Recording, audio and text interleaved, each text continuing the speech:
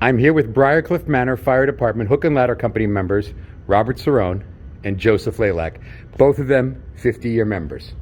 And we're going to share a little bit of their experiences as members of the fire department and members of the Hook and Ladder for the past 50 years. Joe, tell me a lot about your history of the fire department and how you came to serve. Okay. I moved to Briarcliff in 69, and I knew nothing about the fire department. But in 1971, I got a letter from the president of Hook and Ladder, and I was interested, so I came to the meeting, and with that meeting, I decided to join the Hook and Ladder. With me, 26 of us came to the meeting, and 26 of us joined that same day. Bob, tell me about your history and how you came to serve in the fire service.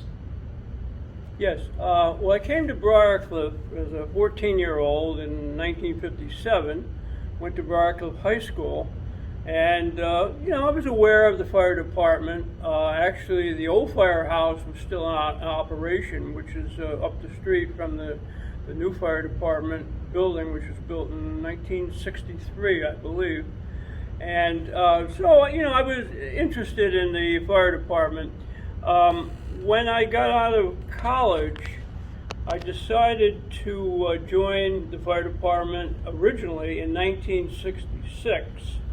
And I had some friends in the fire department. Pete Gilmet was 2 years ahead of me at Briarcliff, and he kind of got me into it. But I knew some members of the Hook and Ladder like Ted Bear and a few others. So I said, let me join. So I was only in for about 6 months, and then I left Briarcliff for about 3 years. And I came back in 1972, and I rejoined. So therefore, my time, my 50 years really started from 72 on. That's why. Joe, tell me about your experience in Hook and Ladder Company. Well, when I joined the fire department, I knew nothing about fire safety. With that, I started to get interested, and when safety courses became available, I took all that's possible. And it took many years to do, but I took all the courses, and I could have run for chief. I had more courses than most people, but that was not for me. The first thing I did was to be the secretary of the Hook and Ladder for 6 years. Then I got rid of that job finally, and then I ran for president, so I became president. After that, I got involved with running of the Hook and Ladder, so I became a second lieutenant, then first lieutenant, and then captain. I was captain of the Hook and Ladder for 2 years, and then after that, I got involved with the ambulance. And the ambulance, I'm a first responder, not an EMT. I've been a first responder, and I became the chief driver of the ambulance. I became the chief driver of the Hook and Ladder. And after that, I got old enough that I wasn't allowed to drive either of the vehicles. So then I started to calibrate the meters which measure combustible atmospheres or carbon monoxide. So in the time that you've been a member of the fire department, Bob, what positions have you held? Well, I became, like Joe, I became a second lieutenant in the mid-70s. Went through the second lieutenant, first lieutenant, became captain of the Hook and Ladder in 1979. And I served that first year. Unfortunately, I came down with Guillain-Barré late in 1979, and I could no longer serve. At that point, I was paralyzed, and I went through a lot of rehab. At that time, I was thinking of running for chief, which I would have run in 1980, but obviously that was impossible. And Joe Piazzi actually took my place and ran in that year and became chief. Since then, I have been a member of the Benevolent. I've been a member of the Fire Council for a couple years. I also now serve as a lieutenant in the fire police for the fire department. I enjoy the fire department. I find a lot of friends here, and we do a lot of important things. It's a very good organization. If you had one fire scene that you wanted to talk about, share it with us. Joe? In the beginning, when I first started to be active in the fire department, there was a major fire of a huge mansion. Joe Piazzi was chief, and he took me along with him. We went up to the attic of this big mansion looking for fire spread. We found nothing, but Joe, being a chief, had a radio. He was instructed to evacuate because the building was very, very unsafe. We left the building out, and then we suddenly found, a little bit after that, the building collapsed. Wow. Bob, do you have a fire scene you want to talk about? I think the biggest fire that I went in my term here in 50 years was probably the King's College fire, which came in like on a Saturday morning, and we responded. Hook and Ladder responded, and all of the King's College property was fully involved. And at that time we called mutual aid, and we had several ladder trucks there, several pumpers. We were pumping water from down on Scarborough Road. It was probably the biggest fire that I've been to in the 50 years. I missed the fire in the village of Briarcliff. That was a big one too, but I'm sure Joe probably remembers that. I one pretty remember well. that fire Yeah. very well. Yeah. I think I was captain during that fire. That was another tremendous fire that took a lot out of us. Yeah. Oh yeah. How was serving in the fire department affecting your professional lives? Okay, besides being in the fire department, I worked for Phillips Laboratory as a research engineer, and in Phillips Laboratories, I joined the first aid squad there and the fire squad there. And the fire squad there, I had more intense training than even the firefighters here. I had to work with mixed chemicals, which were much more dangerous than pure chemicals. And I've handled a lot of very dangerous gases. And there was one particular fire that happened at the lab. It turned out to be a potassium fire.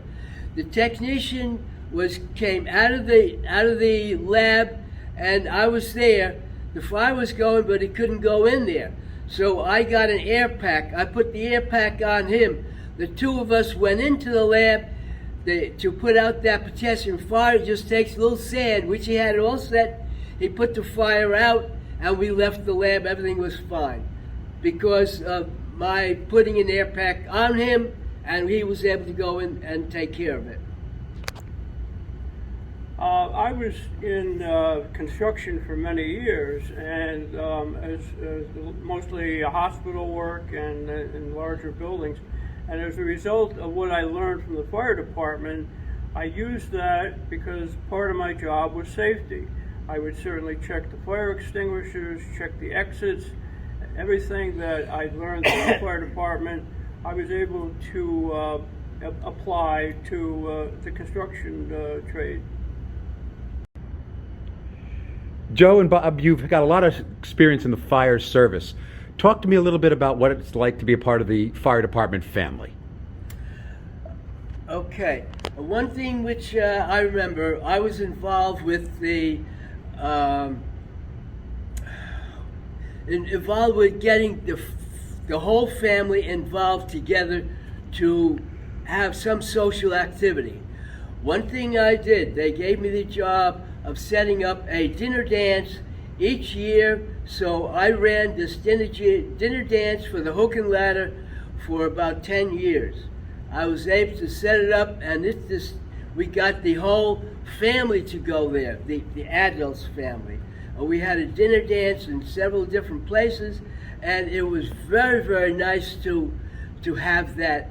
The family gets some reaction, something from the fire department, and we had a really great time doing that. Yeah, I guess I would add, my late wife was president of the Ladies Auxiliary, Yeah. and she was very involved in parades, which I try to make, as much as possible. Not as much now as I used to. But I also had two sons that were members of the Hook and Ladder, and one has moved away, but one still is a member, a life member. But I enjoy just the social aspect of a lot of different things that we have, picnics and parades. And we had a 75th anniversary party a few years ago for the Hook and Ladder, and that was very enjoyable, where we got everybody together. What do you enjoy most now as you come into your 51st year in the fire service? One thing, as I mentioned before, I calibrate meters. It's very, very important that when the fireman goes into a structure, they have a meter which reads correctly and accurately, and the meter reads. And I have been doing this for over 10 years now, and from that, the experience, I learned more and more about the meters, and I understand the difficulty of knowing what the meter says and what it really means to a person in the safety of the using and understanding what that meter means. Yeah, the way I try to help out, I try to make meetings and drills, although I'm not active anymore. I don't fight fires. I leave that up to the young guys. But I try to help out with the fire police, where I can help with simple things like backing the trucks to the firehouse when they come back from a call, or if they need someone out on a roadway to direct traffic. So that's what I like to do at this point. But I also enjoy the social activities. We had a great picnic just recently, and we get all together and we celebrate the fire department. Joe, just tell me the story of the people you met when you first joined. Okay, when I first joined, there were over 26 people in there who were looking, and there were people all around Briarcliff. And after we joined, it turns out there were several people who lived close by me. I didn't know them, but after we joined, we became the best of friends. One last question. If you had one piece of wisdom to pass on to the next generation of firefighters, what would it be? As far as I'm concerned, the most important thing is training and using the equipment that you are training to use, and use them properly and safely. That's most important. And I would say that we would like to get new members in, and once they become trained in Firefighter 1 and beyond, that they do their best to serve and to respond to calls and to be very active as a fireman. Firefighters Joe Lalak and Bob Cerrone, 50-year members of the Briarcliff Manor Fire Department Hook and Ladder Company. Thank you for your time, my brothers. You're welcome. Thank you.